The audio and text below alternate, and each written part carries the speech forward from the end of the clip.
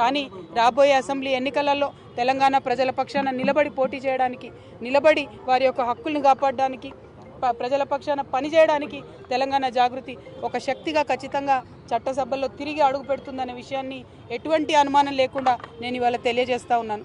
నేను ఆహ్వానం పలుకుతా ఉన్నాను మా లెఫ్ట్ పార్టీ సోదరులకు, మావోయిస్ట్ సింపథైజర్లకు, మావోయిస్టులకు, ఎవరైతే మనుగడ సాగించలేకపోతా ఉన్నారో, ఎవరైతే కొత్త రాజకీయ శక్తులు రావాలి ఈ రాష్ట్రంలో ఆలోచిస్తున్నారో, ఎవరైతే ప్రజాస్వామ్యబద్ధంగా పనిచేసే పార్టీలు రావాలనుకుంటున్నారో రండి.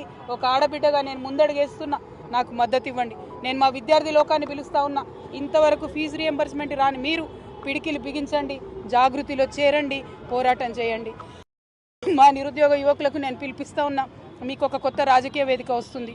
మీ పక్షాన నిలబడి కొట్లాడడానికి, ఉపాధి అవకాశాలు కల్పించడానికి, మీకోసం పనిచేయడానికి ఒక కొత్త రాజకీయ వేదిక ఈ రాష్ట్రంలో రాబోతా ఉంది.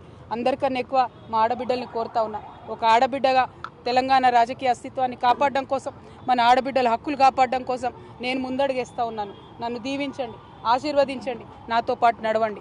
ఒక అవమాన భారంతో తల్లిగారింటి నుంచి, ఒక అవమాన భారంతో ఇంటి పార్టీ నుంచి